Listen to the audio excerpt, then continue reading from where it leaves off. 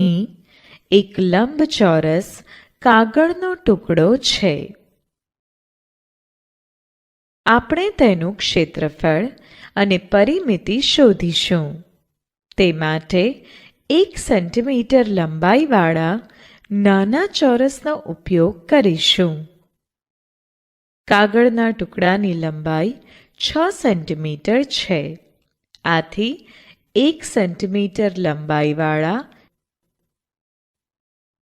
6 ચોરસ તેની લંબાઈ પર ગોઠવી શકાય અને ટુકડાની પહોળાઈ 5 સેન્ટીમીટર છે.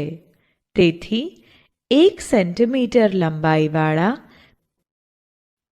5 ચોરસ તેની પહોળાઈ પર ગોઠવી શકાય. હવે લંબચોરસ ટુકડા પર બધા મળી 30 ચોરસ ગોઠવી શકાય.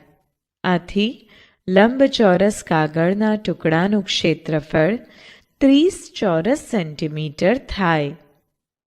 ઉપર પ્રમાણે દરેક ચોરસને ગણવાને બદલે લંબાઈના માપ અને પહોળાઈના માપનો માત્ર ગુણાકાર કરીને પણ લંબચોરસનું ક્ષેત્રફળ મેળવી શકાય.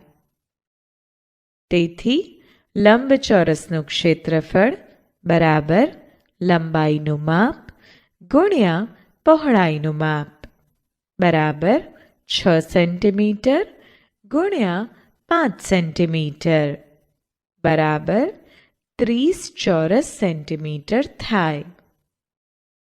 આપણે જાણીએ છીએ કે લંબચોરસની પરિમિતિ એટલે તેની બધી બાજુઓની લંબાઈનો સરવાળો.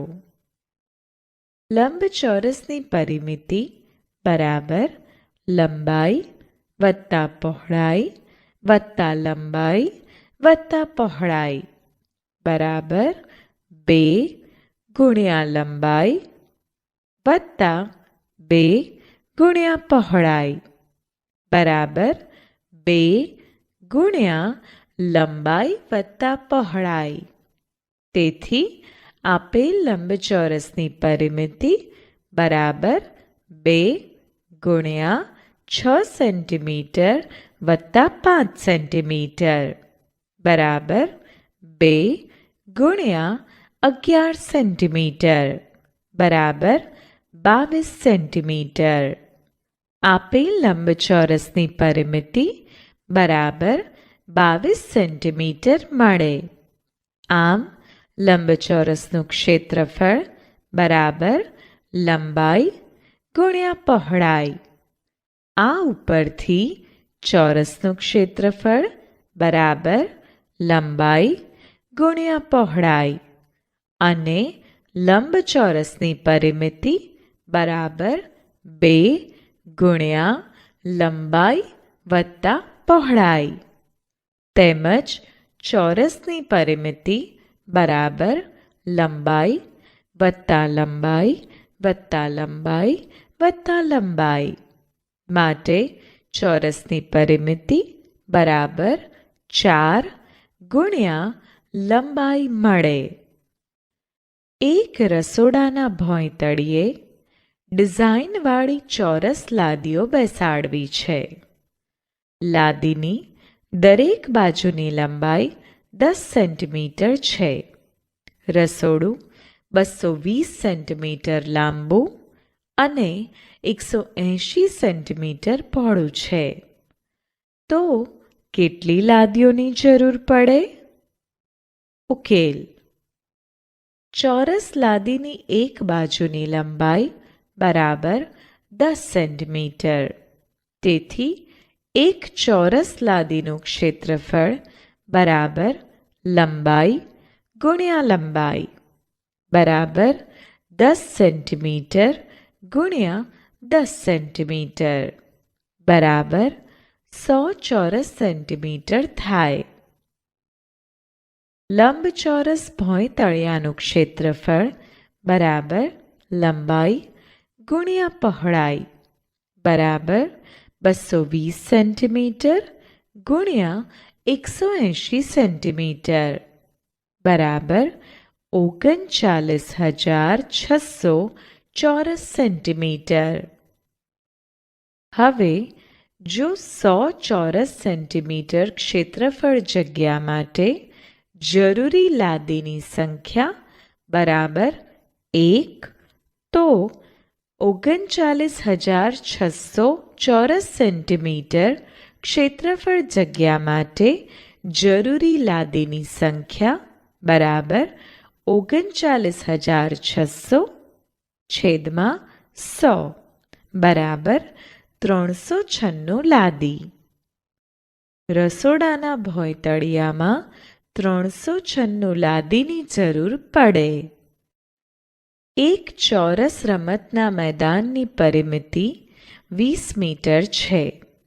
તો રમતના મેદાનની એક બાજુની લંબાઈ કેટલી થાય? ઉકેલ: ચોરસની પરિમિતિ બરાબર 4 ગુણ્યા એક બાજુની લંબાઈ. તેથી ચોરસની એક બાજુની લંબાઈ બરાબર ચોરસની પરિમિતિ છેદમાં 4. અહીં ચોરસ રમતના મેદાનની પરિમિતિ બરાબર 20 મીટર. તેથી ચોરસ રમતના મેદાનની એક બાજુની લંબાઈ બરાબર રમતના મેદાનની પરિમિતિ છેદમાં 4 બરાબર 20/4 બરાબર 5 મીટર. તેથી રમતના મેદાનની એક બાજુની લંબાઈ 5 મીટર થાય. અહીં ચિત્રમાં એક ખેડૂતની જમીન દર્શાવેલ છે. તેમાં દરેક ચોરસને 1 ચોરસ મીટર જમીન સમજીશું. હવે તે જમીનના દરેક ટુકડા પર એક વૃક્ષ વાવે તેવી રીતે 3 સરખા ભાગ કરીશું. આ ચિત્રમાં લંબાઈમાં 10 ચોરસ અને પહોળાઈમાં 9 ચોરસ છે. તેથી કુલ 10 ગુણ્યા 9 બરાબર 90 ખાના છે. તેથી જમીનનું કુલ ક્ષેત્રફળ 90 ચોરસ મીટર છે. હવે જમીનના 3 સરખા ભાગ કરતા એટલે 90 ખાના છેદમાં 3 બરાબર 30 ખાના થાય. આમ દરેક ભાગમાં 30 ચોરસ મીટર જમીન આવશે. હવે આ દરેક ભાગમાં એક વૃક્ષ આવે તે બાબતને ધ્યાનમાં રાખતા ચિત્રમાં દર્શાવ્યા પ્રમાણે ભાગ પાડી શકાય. જો આપણે દેશનું ક્ષેત્રફળ, જમીન કે જેના પર નદી વહેતી હોય વગેરે વિશાળ જગ્યાઓનું ક્ષેત્રફળ દર્શાવવું હોય તો ચોરસ કિલોમીટરમાં દર્શાવવામાં આવે છે. આમ ચોરસ સેન્ટીમીટર, ચોરસ મીટર, ચોરસ કિલોમીટરમાં નાના અને તેનાથી મોટા ક્ષેત્રફળ દર્શાવાય છે. ઉદાહરણ: કૃણાલના લંબચોરસ ખેતરનું માપ 40 મીટર ગુણ્યા 10 મીટર છે અને મયંકના લંબચોરસ ખેતરનું માપ 30 મીટર ગુણ્યા 20 મીટર છે. તો બંનેના ખેતરના ક્ષેત્રફળ અને પરિમિતિ શોધો. કોના ખેતરનું ક્ષેત્રફળ વધુ હશે? ઉકેલ: કૃણાલના લંબચોરસ ખેતરનું ક્ષેત્રફળ બરાબર લંબાઈ ગુણ્યા પહોળાઈ બરાબર 40 મીટર ગુણ્યા 10 મીટર બરાબર 400 ચોરસ મીટર. કૃણાલના લંબચોરસ ખેતરની પરિમિતિ બરાબર 2 ગુણ્યા લંબાઈ વત્તા પહોળાઈ બરાબર 2 ગુણ્યા 40 મીટર વત્તા 10 મીટર બરાબર 2 ગુણ્યા 50 મીટર બરાબર 100 મીટર. મયંકના લંબચોરસ ખેતરનું ક્ષેત્રફળ બરાબર લંબાઈ ગુણ્યા પહોળાઈ બરાબર 30 મીટર ગુણ્યા 20 મીટર બરાબર 600 ચોરસ મીટર. મયંકના લંબચોરસ ખેતરની પરિમિતિ બરાબર 2 ગુણ્યા લંબાઈ વત્તા પહોળાઈ બરાબર 2 ગુણ્યા 30 મીટર વત્તા 20 મીટર બરાબર 2 ગુણ્યા 50 મીટર બરાબર 100 મીટર. કૃણાલ અને મયંકના ખેતરની પરિમિતિ 100 મીટર છે, એટલે કે સરખી છે. કૃણાલ અને મયંકના ખેતરનું ક્ષેત્રફળ અનુક્રમે 400 ચોરસ મીટર અને 600 ચોરસ મીટર છે. આમ મયંકના ખેતરનું ક્ષેત્રફળ વધુ છે.